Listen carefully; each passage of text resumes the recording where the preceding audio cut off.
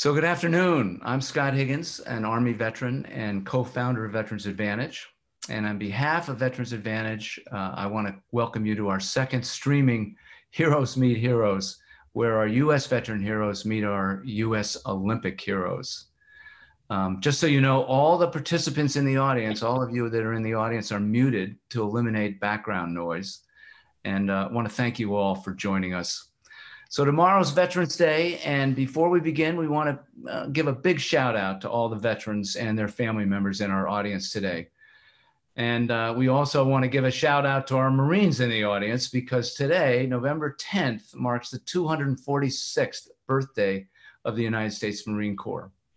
So today is a special day and a time for celebration. We thank all the vets and their family members for your service to the country and for preserving the freedoms that we enjoy. Now, to give you some background, Heroes Meet Heroes was created 9 years ago by Lynn Higgins, who's my co-CEO and co-founder at Veterans Advantage, whom I'm fond of saying doubles as my beautiful and brilliant spouse. So thank you very much, Lynn. I also want to thank the talented members of our Veterans Advantage team who've worked so hard on this live streaming event. A big thanks goes out to Roy Asfar, Corey Robeson, Rebecca Martin, Angela McFarland, and Janie Harrison for organizing this event. For 7 years, we've hosted this event in the amazing trophy room of the New York Athletic Club in New York City. The New York AC is the largest club in the nation for training U.S. Olympians and sending them to the Olympics. The concept behind Heroes Meet Heroes is really for our Veterans Advantage members to meet these outstanding American athletes, and likewise for Olympians to honor our veteran heroes.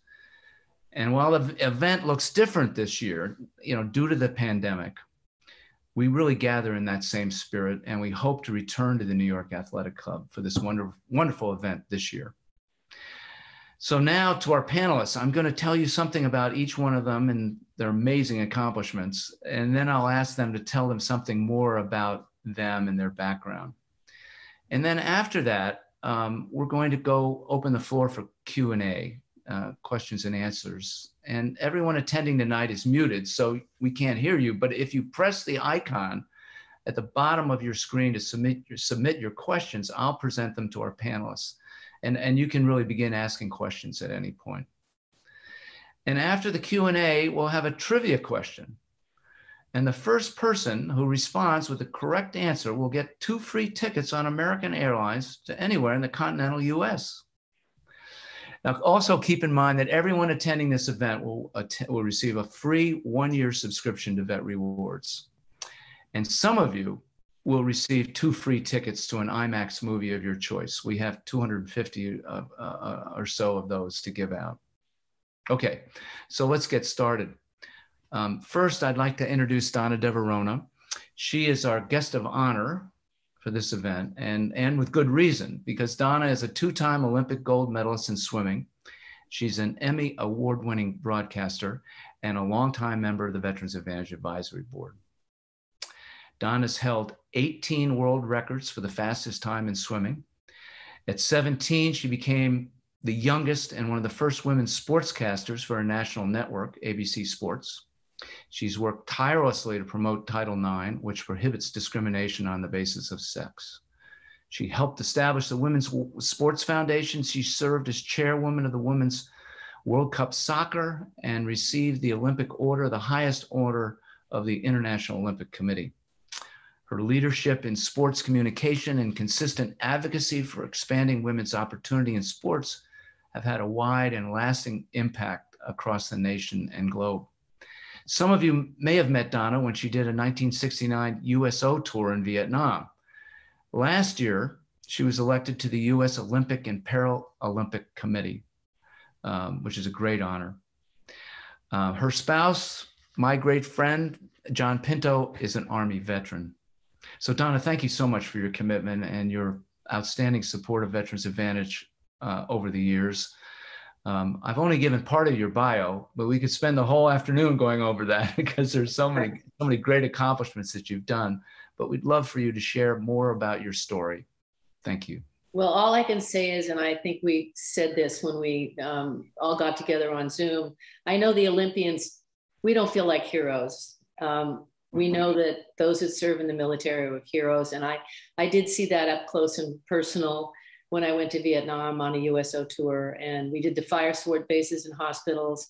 And I came home changed. I've always volunteered and given back. I think we're so fortunate to be born in this country and be able to give to organizations that each of us may adopt because we've been privileged, that other people have helped lift us up. I mean, all Olympic athletes know that we're part of an organization of volunteers. You know, the parent that times at the track or the swimming meet, the volunteer that works as a part-time coach, the people that donate. So it's just a privilege to be part of this. And I just want to welcome my other panelists and my other Olympians and the heroes that have represented our country. So thank you, Scott. Thank you, Donna. That was very poignant. Thank you so much. I'd like to introduce Bryan Bergjans. He is the only Navy reservist that we have on the panel, only reservist that we have on the panel. Bryan's career started in 1995 as an enlistee, and he's now a high-ranking officer. His service has included deployments to South America and Afghanistan. And during his last deployment, Bryan served as the executive officer for the NATO Financial Controller's Office in Kabul. Currently, today, he serves as a department head for Military Sealift Command's Combat Logistics Support Group in Norfolk, Virginia, and is the National Director of Military Lending for Caliber Home Loans. Caliber is a Veterans Advantage partner. More on that later. So Bryan, tell us a little bit more about yourself and how your naval experience has prepared you for the great success you've had in the mortgage business. Well, first of all, thank you for having me, and it's an honor to be here with such a fantastic panel of Olympians and veterans, so I really appreciate that. All I've known in my whole life is military and mortgage, and little did I know at 17 and a half years old, I would make a decision to join the military, which would change my life forever. I grew up in a single parent household, just me and my mom, and I probably had every excuse in the book to not be a good citizen, right? Uncle Sam, though, provided me a very structured environment. As somebody that grew up an athlete, played multiple sports growing up in high school, I didn't realize how prepared I really was for the military. But when you have coaches yelling at you all the time, when you show up to boot camp, it really didn't bother me.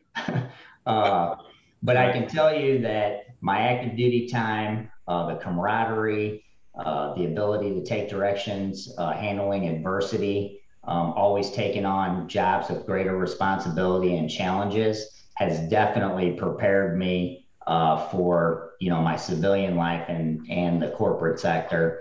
And as you know, and me, Scott, over the last decade, I've spent countless hours tackling the challenges of home ownership for veterans. And so I just finally feel that both my military life and my civilian life have finally intersected with each other, and has definitely given me a great sense of purpose. Yeah, well, it's a great story, really. And we're very proud to be a partner of Caliber's as well. So thank you, Bryan. Thank you. I'd like to introduce Michelle Carter. You may know that she won the 2016 gold medal at the Rio Olympics on the last of her 6 throws, edging the 2-time defending champion from New Zealand. And in doing so, Carter became the first United States woman athlete to win this event since the women's competition began at the 1948 Summer Olympic Games in London, and only the second American to win any medal in the event. In college, she was a 7-time All-American. I don't know how you do that. Give me 7 times. I mean, usually it's 4 years, right? 7-time All-American, really extraordinary. So Carter's father, Michael Carter, you'll be interested to know, is also a former Olympian and an NFL star. The only athlete to win an Olympic medal and a Super Bowl ring for the 49ers in the same year. So Michelle, thanks so much for joining us for our event. And we'd love for you now to share a little bit more about yourself. Yes, thank you, Scott. Hello, everyone. I wanted to answer your question. The way that you could become more than a four-time All-American is when you do more than one event. Thank you. So in college, I threw shot put and discus. Oh, wow. Yes. So a little bit more about me. Actually, I just started my 25th season of throwing the shot put. I can't believe I've been doing it for this long, but I absolutely love what I do. I guess these days I don't take life for granted. I've been really looking and building the things that I like to do, life outside of track and field. With my camp, You Throw Girls Sports Confidence Camp is where we build confidence in young female athletes to believe in who they are on and off the field.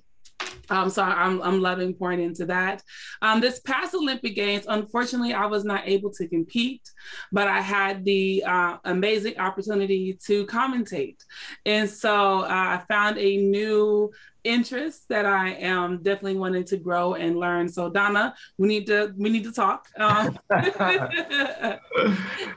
so I'm just glad to be here and share with you all some things that I've learned along the way in this career that I've had. Thank you, Michelle. You have a lot to be proud of.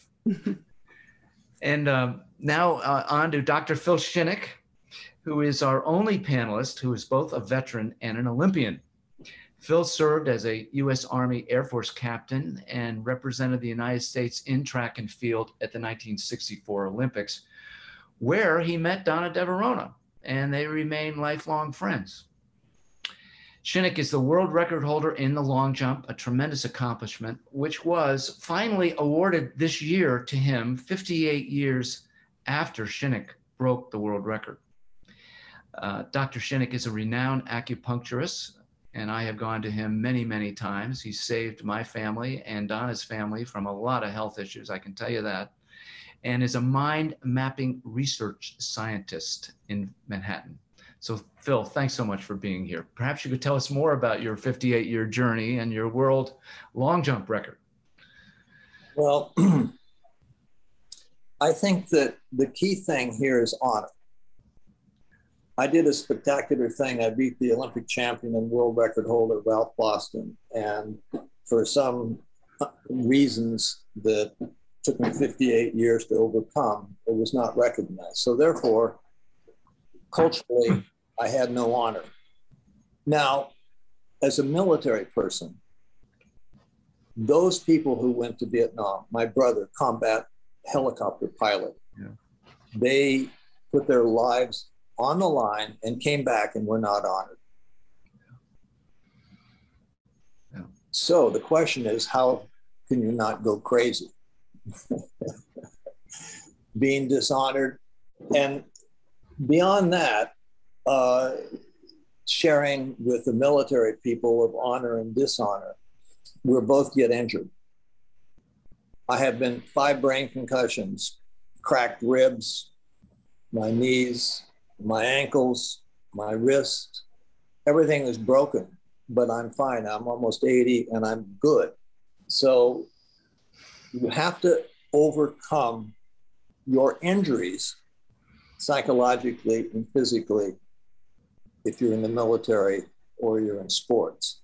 So that is a parallelism as well. And so I can only say to those military people or people who have been traumatized or have injuries, the only way to get out of that is to get out of pain and sense experience and go to a place that doesn't have that. And we have that in us. We have a creative, cosmic life force. And when you can go into that as a military person or as an Olympian, you can decondition all the habits of thought and all the habits of body and heal yourself. And I think that's why I became a doctor, is I learned that. I learned that from my brother as a helicopter pilot. And the other thing is you can have these injuries and 20 years later they come. Now, military people understand this. Sports people understand this as well. It took my brother 20 years before he started having nightmares every night. So my injuries, some of them came back 10 years later. Yeah. And sometimes they take 5 or 6 years, 10 years. But you have to respect your injuries. You have to learn to heal yourself. And I feel that that is our duty. Yeah. No one's going to do it for us. Yeah. So that's what I have to say. Well, thank you, Phil. Those are very moving words. And I have, on a personal note, I have read your brother's letters, which you shared with me several years ago. And sadly, he's no longer with us. But that's a lot of words of wisdom, which we appreciate very much. I'd like to introduce our last panelist, Jessica Ramsey. Jessica is a 6-time All-American shot putter. Now that we know, there must have been another, could have been the discus. We'll find out. In 2019, she won the bronze medal in the women's shot put event at the 2019 Pan American Games in Lima, Peru. She went to Western Kentucky University to study social and behavioral science. She became the first woman from Western Kentucky ever to qualify for the NCAA Outdoor Track and Field Championships in 3 separate individual events: the discus, the shot put, and the hammer throw. And at the Olympic trials in 2021, Ramsey threw a U.S. Olympic trials championship record to win the women's shot put and attended the Olympics in Tokyo this year. So welcome, Jessica. Thank you for joining us. Can you tell us something more about your background and how you became an Olympian? Yes, so I did do 3 events: the shot put, discus, and hammer. Yes, and then my experience in the Olympics, I'm still kind of getting the gist of it. I'm like being my first Olympic Games, so I'm still like in wowing it and trying to take it in. But outside of track, I volunteer with CASA, a court opponent specialist with neglected and abused children. Oh. Yes, I love working with children. That's my passion outside of track. And I believe doing track and field helps me become closer with the younger generation also. So I'm very happy that I can experience that and show them and talk to them about my experience. Oh, wow. Well, thank you, Jessica. Thank you very much for being here. Those are very moving remarks. So that's some initial comments and some introductions from the panelists. We'd like to begin Q&A. And if you can click your Q&A buttons, then I'll be able to see them and ask your questions, either specifically of one of the panelists or a general question that they can all respond to. So we'll wait for a moment here. Dr.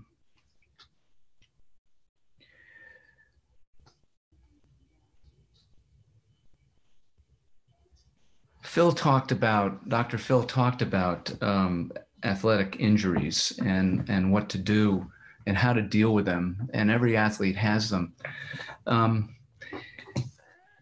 How have you been able to deal with injuries over the years? And Jessica, have you had to deal with that as well? Yes, with some, I have actually had a slight injury at the Olympic trials. I have cartilage, like missing cartilage in my knees. So it's kind of hard for me to put a lot of pressure on my left knee. And being as though that's my sprinter leg to get out of the back of the ring, I kind of have to focus in, and I believe it's really a mind thing. So once you think about it and it's like, oh, I feel the pain, you kind of focus on that. But once I take my mind off of the feeling of the aches, they kind of go away. So I would say a lot of my injuries, once I don't think about it, I kind of can work through them. Well, that's good to hear. Anyone else want to weigh in on that?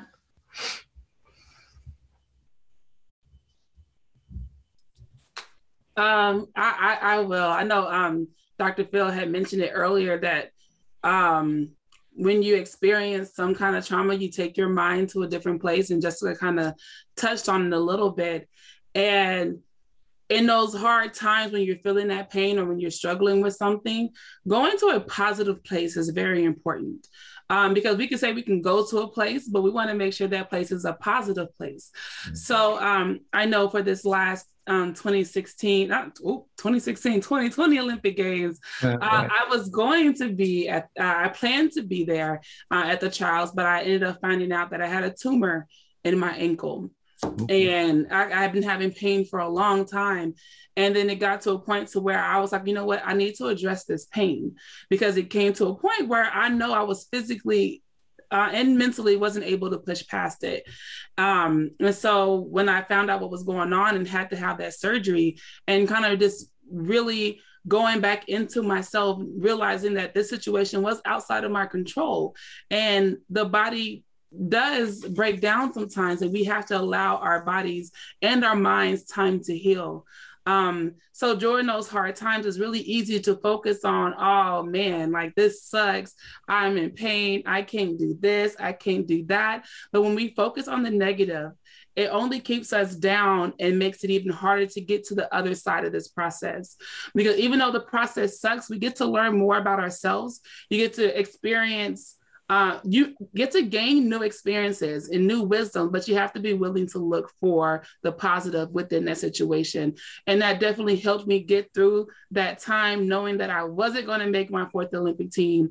And now I have to work back from an injury that I couldn't control. But at the same time, I learned how to give myself grace and learn how to be kind to myself while my body and my emotions and my mind heal through this process, so I can be the better me on the other side. Yeah.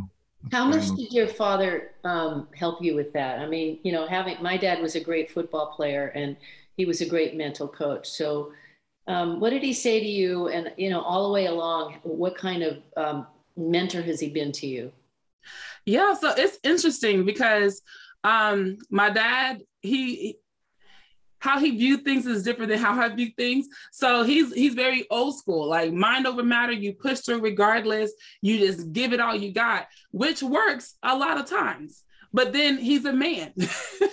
So there's a difference on how we compute information in general. So there's a lot of times where he would tell me how he got through injuries, and I will take the pieces that I know that will work for me, and then we'll come up with a new plan to help me get through my injury, because how everyone goes through their experiences is different. And then we want to take into account that each person is unique. And so being able to do that, we come up with like my own plan. So I can take a little bit of him, then I can take a little bit of me, and then we make it work for the best of both of us. That's great. Donna, there was a question here. So what was your greatest challenge during your time in Vietnam with the USO? Well, you know, I was the 60s generation when there was a lot of anti-war protests. And I always felt that I was interested in political science and history my whole life, and journalism. And I felt I had to go to see for myself. My brother almost got drafted. My boyfriend did, and he wound up as a radio operator for the Marines. He was drafted and said, I'm going in the Marines. I'm going the best way. Yeah. So Johnny Grant had a USO tour, and I had already worked in inner cities for kids because we, you know, Jessica talked about her love of children, and I've always felt the same way. So the point is, I wanted to go. I wanted to see for myself. It was very difficult to see the morale. I remember drinking scotch with General Abrams in a tent or in a bunker. And he was so depressed because he said, Congress won't let us win the war. Every day I feel like I'm just sending young people to their death. And it really weighed on me. And when we went to fire support bases and hospitals, they weren't clean. And you saw kids that were really injured. You saw body bags. You know, I tried to stay as positive as I could, but I also didn't want to be used for propaganda. So I was trying to, you know, being aware of that, but really caring about the troops. And I think the worst time was when I came home. I think I probably had a little post-traumatic stress, but I didn't know what it was. So I wouldn't leave my house for weeks at a time. I overate because of this emptiness inside.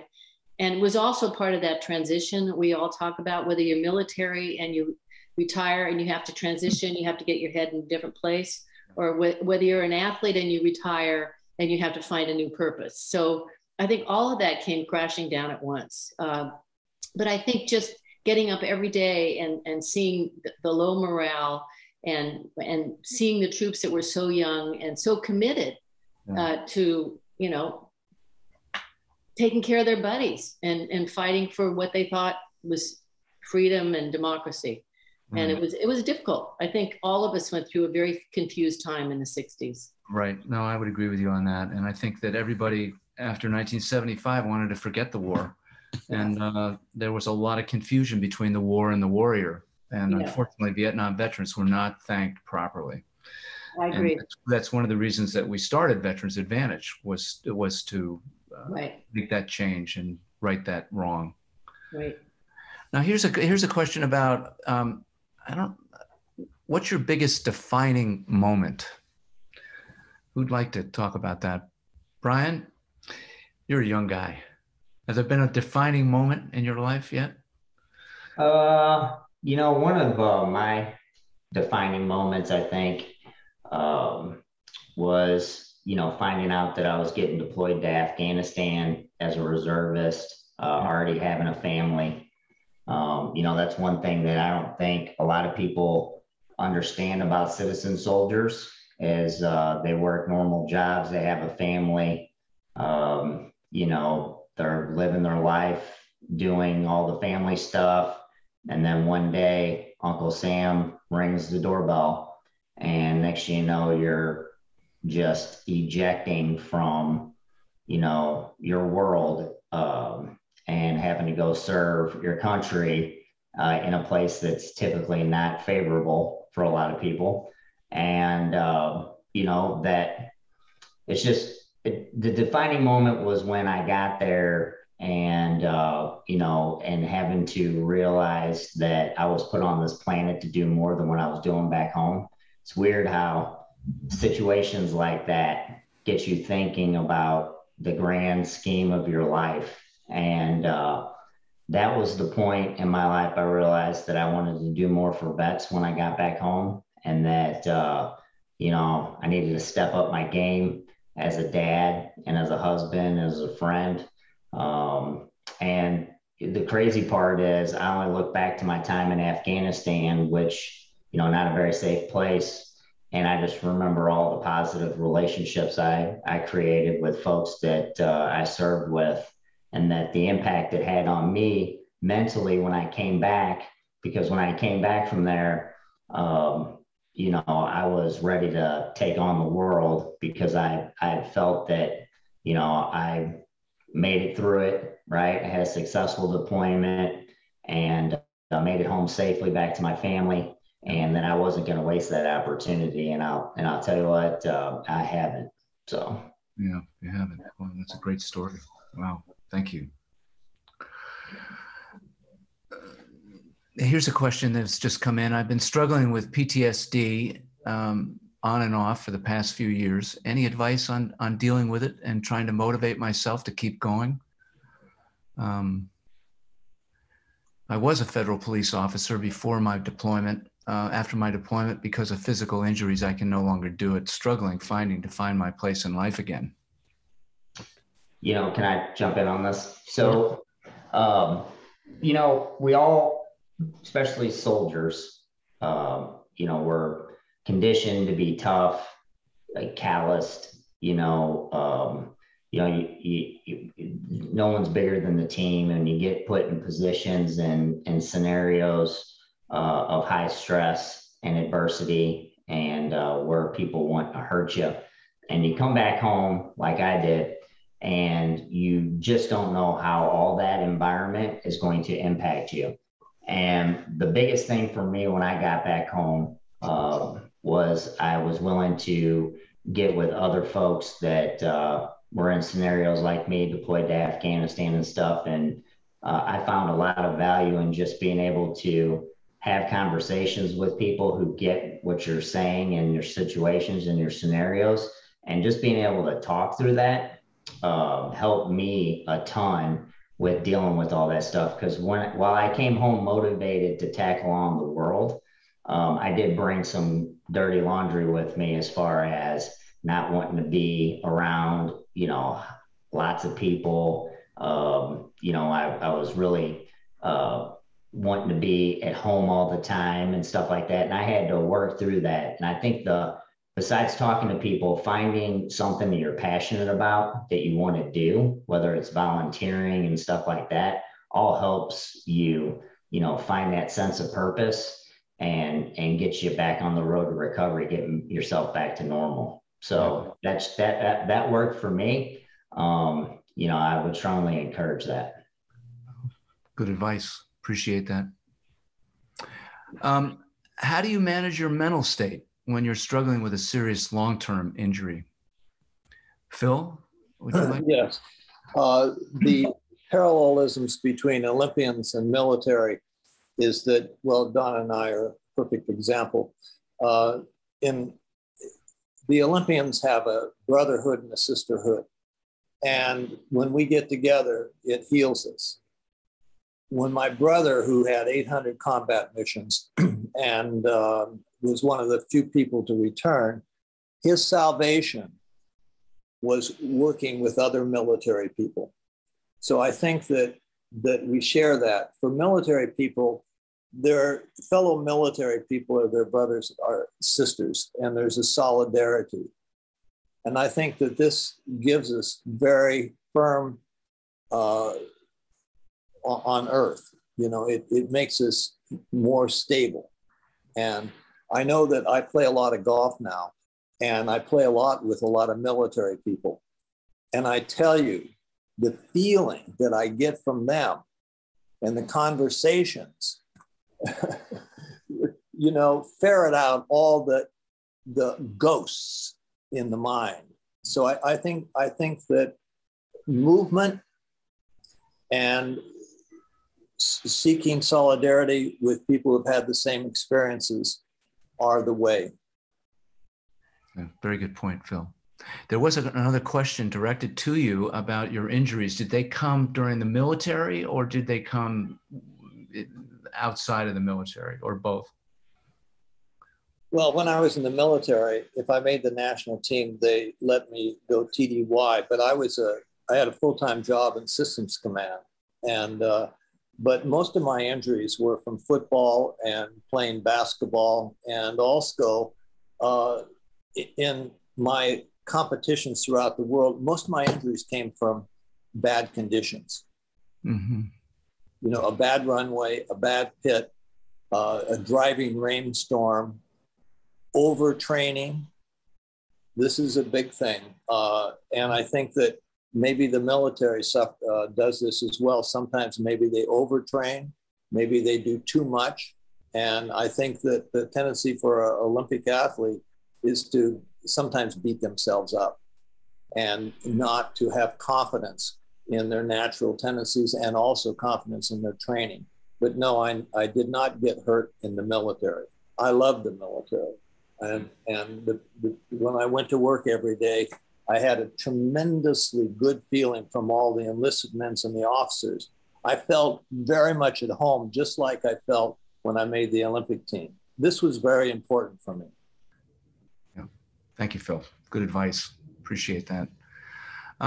Here's a question on resources for transitioning military to learn finances. This is a big topic, I think, because there are so many people that do not have much knowledge with respect to how to manage their finances, and they get in trouble from time to time because of it. So any advice or guidance on that? I can offer one. If you're a Vet Rewards member, we have a consulting group which offers a complete analysis of your finances and offers recommendations to you, and it's for free. If you were to do it on your own, it would cost in the order of $500. So please sign up for that if you've got a need, because we welcome it. Well, athletes are notorious for, making mistakes, especially our big time athletes that make a lot of money really fast. And now you're looking at collegiate athletes that are going to be able to use their name, image, and likeness to make money. Right. And oftentimes the ones that surround them aren't the greatest financial advisors. They're good, maybe promoters and connectors. And, you know, I think that that's a really a minefield for athletes who don't grow up around the dinner table talking about finances, because most people don't, especially I find in the athletic world. And money comes fast and it seems like a lot, taxes aren't paid, and a lot of athletes get in trouble. And I think we're going to see more of that. I hope the U.S. Olympic Committee and Paralympic Committee will focus on that in the future, because it's so important. But oftentimes athletes and their handlers don't want to open the door because they want to control the athlete. So it's very important that athletes, you know, take their responsibility and seek out. I know I did. I sought out people outside the sports world to help me with my finances. And I'm very lucky I married my husband, John Pinto, because he's very good at it. He is very good at that. He's very good at it. But, no question about it. But, you know, it's a problem. It's a real challenge. Right. And having somebody that you can turn to, either an outside expert or somebody in your family, is a real plus. So we encourage that for sure.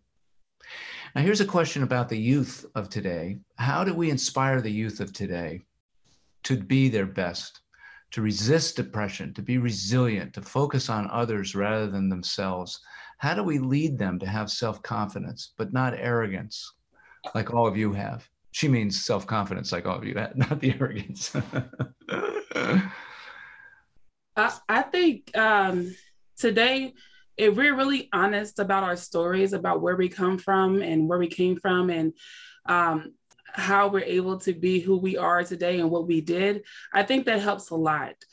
We're kind of past that generation. I know with the older generation, it's always like, do as I said versus do as I do. But kids are smart. They see what you're doing. And if what you're seeing isn't matching up with what you're doing, then you're sending them mixed messages. But at the same time, they appreciate you being authentic and honest about where you messed up, about how you did X, Y, and Z, and it got you here, but then you had to do this to get there. And I think that really helps a lot, because they can pull out the little gems in your whole story. I do believe that our experiences are not just for us. So the things that you experience, good, bad, and indifferent, they really are there to help encourage somebody else. So when we have that moment of vulnerability and sharing our stories, we're really helping someone else make some major decisions and become a better person in life. Yeah, that's very good advice. Thank you. There's another question that came in specifically for you, Michelle. It says, after your injury, how much time do you think is needed to complete healing before getting ready for Paris in 2024? Oh, well, I think I'll have enough time before Paris. But right now, with my experience, ankles take a little longer to heal than my other injuries that I've had. So we take it one day at a time. And of course, me being the kind of athlete I am, I have to like push it just a little bit to see what I can handle. And then I try not to push it too much, but I'm doing really well. I'm back training, and we're just pushing the limits every other week or so just to see how much I can take without pushing it too far. And then still giving my body time to recover after my workouts. Yeah, well, that's great. You should probably talk to the real Dr. Phil about that stuff. Yeah. Right? Oh my gosh, wow. Yeah, Phil, anything to add on that? Well, the only thing that I have to add is you have to respect your injury. It tells you what to do. Yeah. You can't tell it what to do. And it's very, very difficult to pull back from competition. 1970, I had to take one whole year off. I didn't have any particular bad injury. It's just I was hurting all over, and I was always in pain. And so I had to start completely over. And this is very, very difficult for athletes not to compete, not to train. And when they train, like for example, go to swimming or go to, go to easy running, or go to light weightlifting. But I think the only thing that I can say, injuries tell you what you should and shouldn't do, and you should listen or you destroy yourself. And that's the key thing, is you want another life as an athlete. Yeah. And so time, you have to respect time. You have to be patient. Yeah. At the same time, in the back of your head, you're thinking, boy, I want to get back. But you can't say when you're going to get back. And that is really difficult. That's the most difficult thing about injuries. A lot of athletes think, well, geez, taking a month off is a lot. Well, what about 2 years? I've taken a year. I've done this a couple of times. I had to take 10 years when I was 50 because of an Achilles tendon injury. And I nourished it and I nourished it. I worked with it and I worked with it, but it took 10 years. So a lot of the people who are listening are going to have had injuries, and they're going to haunt them later in life. So what I would suggest is you've got a long life ahead of you. It's a very good. There's a lot of sport beyond your sport. Yeah. And you should think about that. Like I do Kung Fu, I do Tai Chi, I do yoga, I do golf, I do swimming. And so these are all things that are very good. So when you're injured, you should do these things, these other things all the time, and that you don't get hurt. Yeah. Well, that's very good advice, Phil. I hope that answers your concerns and questions, Tara, who wrote a long question here. And I think part of it was, how do I keep pushing through in terms of my injuries? And not too much. Not too much. There you go. Don't press too hard. Be patient. It's very difficult. Very difficult. Yeah, it is. No question. So shifting gears here, Bryan, everybody's very aware of this housing market being so incredible. I was reading the other day, the average house in America is up 25% in market value in the past 12 months, or these are the sales, I think, that are up 25%. So what are your thoughts on the housing market, and where do you think it's going? So you mean to tell me we got all these Olympic athletes on this? They want to know something about the housing market? They want to know something about the housing market. Wow. Okay. Well, I can speak to that.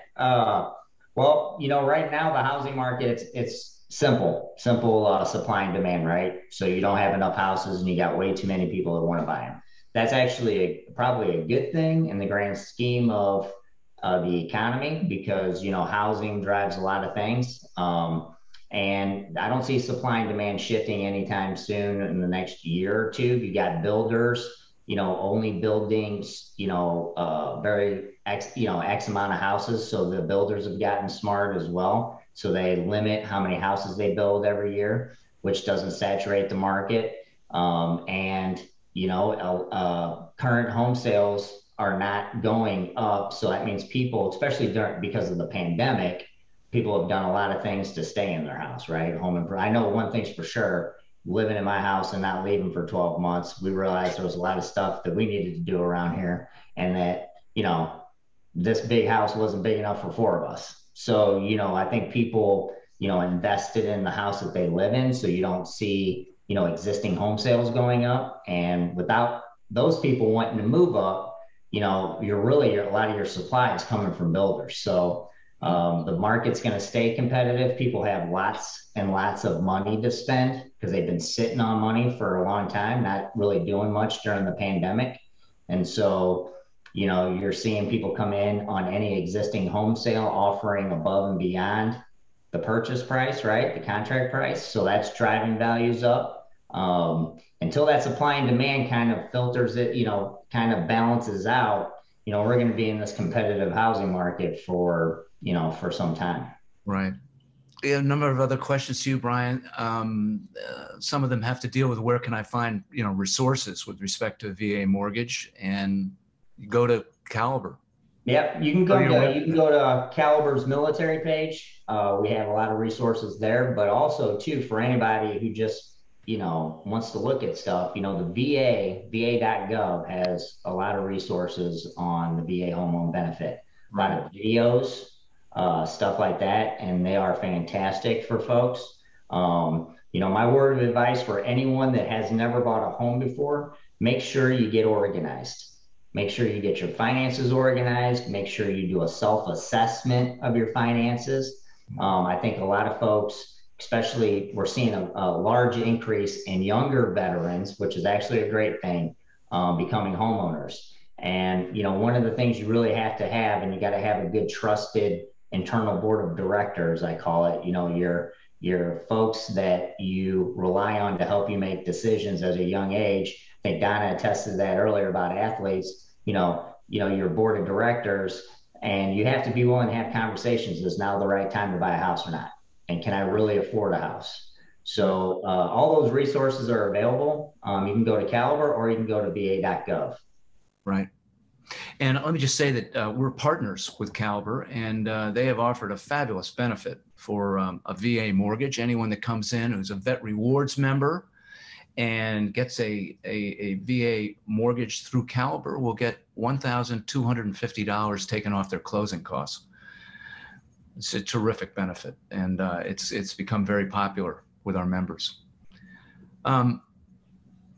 Well, we're bouncing around here a lot. The questions are pouring in. We're not going to be able to handle all of them, guys, but a lot of them have to do with health issues. Where do I go? And we're going to try to answer these independently of the panel and get back to you on some of them. Here's one about volunteerism. Does anybody have a story about volunteerism and how it has helped them and who it has impacted? Were you able to convince somebody to join you or find another place to volunteer? And did they thank you for opening up their eyes afterwards? With volunteering with the kids, with two of my cases, I feel like I impacted both children in a way. My youngest, he was 8, and he had a sense of wanting. I gave him the feeling of being loved just because of the situation that he came from with his mother with abuse. And so just impacting him, showing him no matter what he goes through, he does have someone there that does love him and that will be there for him. Now he's 10 and we keep in contact. And I just love him. He does a lot of sports, baseball and soccer and basketball. And he likes to fish with his foster parents now. So as I continue with him, I hope he stays the sweetest boy that he is. Yeah. There's a lot of satisfaction in volunteerism. Yes, definitely. You feel it. That's terrific. This one just came in. It says, will this was a great discussion. Thank you for doing this. Will this be available later so that we can review the responses to these questions? Yeah, this is being recorded and we will have it on our website and distribute it. So yeah, absolutely.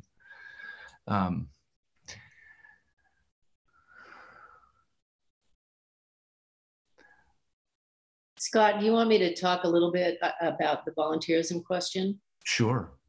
I think one of the most impactful experiences of my life was when I started working for Vice President Humphrey in inner city programs, because I wrote a letter after the Olympics and said, we need a Peace Corps of sport in America. I mean, this is 60. I'm on the Olympic team with Muhammad Ali and Wilma Rudolph, and I'm hearing their stories. They're winning gold medals for the US and they come back and they have to ride in the back of the bus. So I wound up that letter, found its way to Vice President Humphrey's desk. And out of that, I started working on a special task force throughout the country for 2 years with other Olympians. And in 1968, I get this call from the president's sister, Eunice Kennedy Shriver, who'd lost her third brother. It was right after Bobby Kennedy was assassinated. Yeah. She said, I hear you're going to inner cities and the big parks and you're giving clinics to kids. And I hear that you have a motivational speech I just started something called the Special Olympics for kids with mental challenges, disabilities. And the swimming part is not good. Would you come to Hyannisport and come together with a bunch of people so we can make this Special Olympics special? And at that time, there were very few Special Olympic programs. There weren't state programs. She was a woman that had a vision, and she reached out to me. And because she reached out to me, my life was changed, because I saw how hard she worked. She was a volunteer, how she's built a worldwide movement. And because of that, and because of what I saw her do, I helped start the Women's Sports Foundation as a volunteer. And over the years, we've given out some $40 million. We have kids programs. We worked on Title IX. I mean, it's just one thing leads to another. No. Within those moments, you touch people. I gave a speech once in New York to a bunch of kids, last chance kids. And in the audience was this great athlete. He didn't even know how good he was. And instead of going to the track clinic with Wilma Rudolph, he decided to go to the swimming clinic. And lo and behold, in 1969, 70, we give this guy an award. His name was Bob Beeman, long jump. Oh my gosh. Long jump. Phil had set the world record before that. And when he got the award from me, he said, years ago at the Last Chance School, I heard this speech from this white girl talking about the Olympics. And I figured then if she could go to the Olympics, I could. And that was Bob Beeman. Wow. And so he's gone on and devoted his life to touching others. His whole life's about kids. What a great story. So, I mean, what I'm saying is the volunteer work has brought more benefit in my life. Yes, I covered 18 Olympics. I love working for ABC, but it kept me near athletes. And there was a question in there, which I read, about how can we get our underserved populations to talk to each other, and how do we connect those things? Yeah. I think, the Olympic movement does it for me, because we are a combination of every culture, every religion, and it's very strong. So you have to pick your purpose, and wherever you are in your community, just start, because you never know where that's going to lead, where your role model and mentor is going to be. Mine was Eunice Shriver. Here she lost 3 brothers, and she's reaching out to me, this kid who was working in, park pools. Yeah. Yes, Phil. Yeah. During the time that I was competing, we were in the Cold War. Yeah. And I think that people who complain about things should stop their complaining and do something. And so what I did is joined with Olympians throughout the world and recreational people. And we did the New York City Marathon. We started that. We started Athletes United for Peace. We'd set up things with Russia. I've been to China. And I think that the key thing for Olympians and even military people, and I'm speaking for that, they want peace. The Olympians want it, the military people want peace more than the ordinary person. And we have been together as volunteers 35 years, and we put on over 500 events throughout the world. Wow. Is this the Athletes United for Peace? Is AthletesUnitedForPeace.org. And everyone does it because when we do it, we find peace in ourselves. They asked me, why do you do all this stuff? And I said, because when I do it, I feel peaceful. And I think that if you're complaining about social problems, when you start to do something, you feel better. Yeah. I think this is the point with volunteerism. The person who does it benefits. Yeah. Yeah, very good point. When speaking about mental health, as we've tried to comment on that here and discuss it, how do athletes get the care for mental health issues at the Olympics? And what happened at the recent Tokyo Olympics, where there were some major developments? Well, I wasn't. That, yeah, Donna. Well, I think Michelle might be able to answer that better. But the Olympic Committee does, because Jessica, yeah. Athletes have spoken out. Michael Phelps has been very important in opening a door. Yeah. I went to Michelle because she said her father, would think some way about, just suck it up and go ahead and, put your psychology behind you. But we're all different. And I think because of Simone Biles' situation and what happened before that, the discussion is open. And the U.S. Olympic Committee is taking it seriously. And we do have people at the Olympic Games that deal with the psychological challenges of the athletes.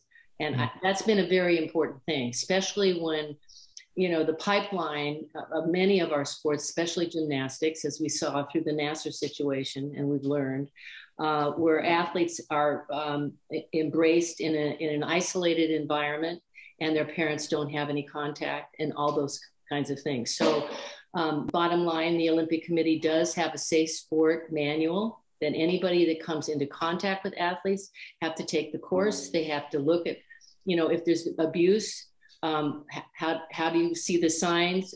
Where do you report?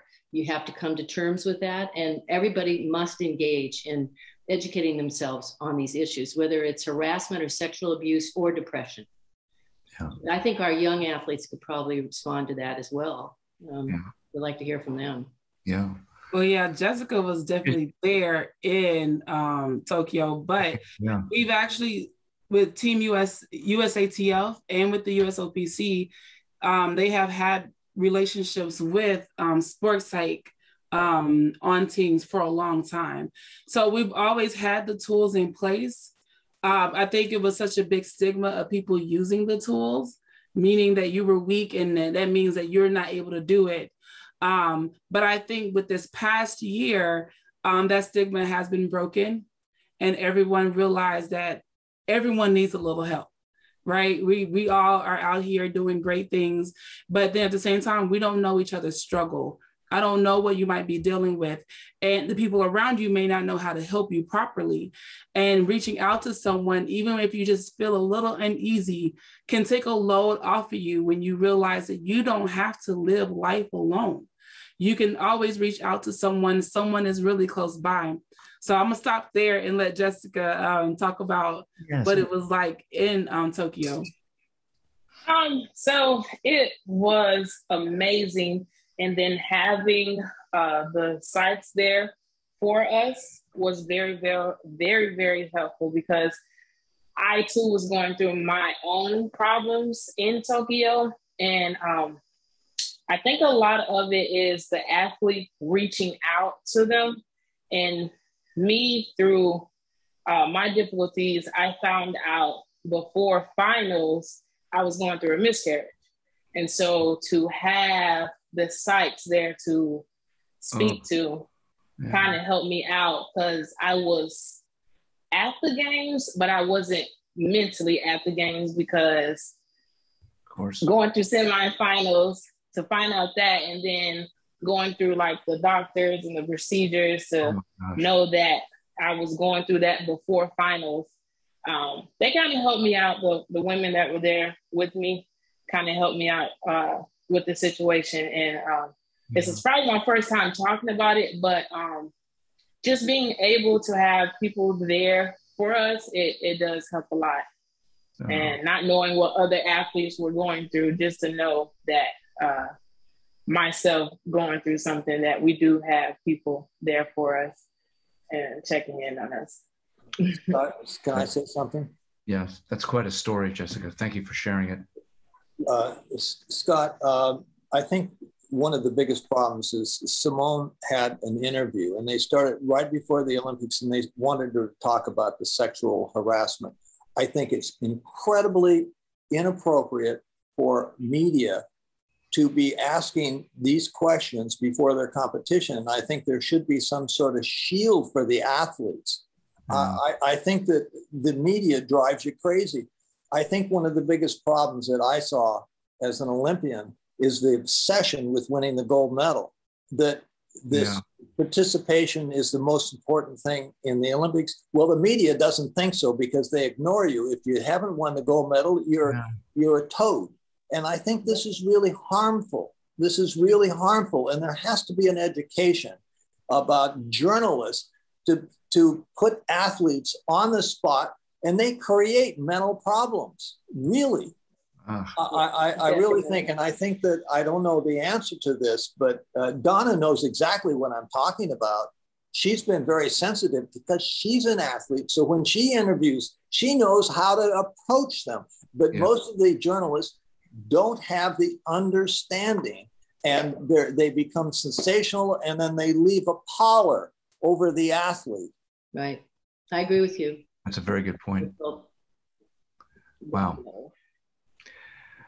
Well, this has been really enlightening, and we could go on for a long time, that's for sure.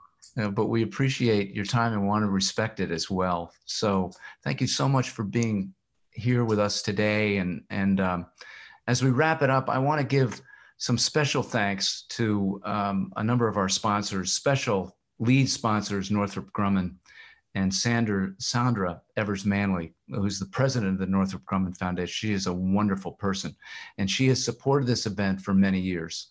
She's a leader in employing veterans. Everybody should know that 20% of their 85,000 employees, can you believe this, are veterans. And Bryan, more than 1,600 are reservists. And also thanks to Sandra, Northrop Grumman is a leader in diversity and inclusion, and we can't thank her enough. Also joining us this year, as I mentioned, is Caliber Home Loans, and you've met Bryan tonight. He's the National Director of Military and VA Lending and a Navy reservist, as you know. We've got a partnership with them, and we're delighted with it. They're a first-rate outfit, and I urge you to go to their website, their military website, to learn more about what it takes to get a VA loan. And you know, if you're a Vet Rewards member, you'll get $12.50 off your closing costs. Quite something. Also, a big thanks to Avis Budget and their talented team there, led by Senior VP Stephen Wright, wonderful guy. Many years Avis has advocated, and Budget has advocated for veterans and Veterans Advantage with exclusive discounts. Joining us also again as a sponsor is 1-800-Flowers and its family of brands. Jim McCann, the chairman and founder, makes sure that our Vet Rewards subscribers receive 30% off their flower orders, the very same discount that their employees get. So it's quite something. And I also want to thank IMAX and their CEO, Rich Gelfand, who's donating 500 tickets to an IMAX movie of your choice, and 2 each for many of those who are attending today. And to Dell, who donated 2 free Dell computers in our last session, our last meeting. At the 9 a.m. panel today, and thanks to Chris Pringle at Dell. And to Wyndham Hotels and Resorts, they honor Vet Rewards subscribers with very deep discounts on rooms in more than 9,000 properties worldwide. And lastly, 4Block is our patriotic sponsor and a 501c3 partner. So a shout out to Marine veteran and founder Mike Abrams, a great guy who's done a great deal on the employment side of things. We didn't get as many questions on that with this, but we had a lot in the 9 a.m. one. We are, Veterans Advantage has a job and career center. There are 1,000 companies that have posted their jobs there. It's free for veterans and free for companies to post their jobs. So if you are looking for work, be sure to put that on your checklist. Go to our website and look for the Job and Career Center. And I mentioned earlier that each of our people attending today will get a real thank you in terms of a free Vet Rewards subscription for 1 year, everyone attending today. Also, we have a number of other partners that are offering Veterans Day deals. Wendy's, for instance, if you go to a Wendy's before 10:30 tomorrow, Veterans Day, and show your Vet Rewards card, you'll get a free Veterans Day breakfast combo. And if you like Bed Bath & Beyond, I do, be sure to go there and show your Vet Rewards card in the next 2 days for 25% off everything in the store. And great news, American Airlines has increased its discount for Vet Rewards subscribers to up to 15% off for domestic travel in the lower 48 states for a limited time. And we'll learn more about that. So be sure to check out American Airlines when you're making your travel plans this winter. And speaking of American, they're donating 2 free tickets to any destination in the continental US and Caribbean, thanks to David Seymour, our friend and chief operating officer, and Loretta Giuano, our corporate sales specialist. So we're going to have a trivia question that Rebecca Martin is going to ask. And the first person who responds correctly will be the winner. And you'll get these 2 free tickets. So you can be sure to respond through the Q&A channel. Rebecca, are you there? I think you're muted. We cannot hear you.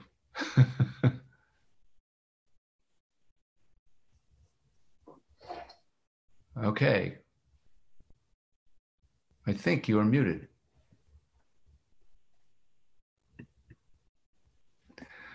Muted, but I had an error. Oh, here you are. Okay. Issue, but now we are back and up and running. So, good. To answer in the Q&A with the proper answer to this question, what do the colors of the Olympic rings represent? Phil and the other Olympians, Donna, John, you cannot answer this question. Okay, we do have a correct answer, and I just want to make sure that that is the first one. And yes, the correct answer is the 7 continents, and that is David Van Ardstol. Pardon me if I'm pronouncing that incorrectly. Great. Could we hear from David? Roy, perhaps you can turn on his mic. David, congratulations.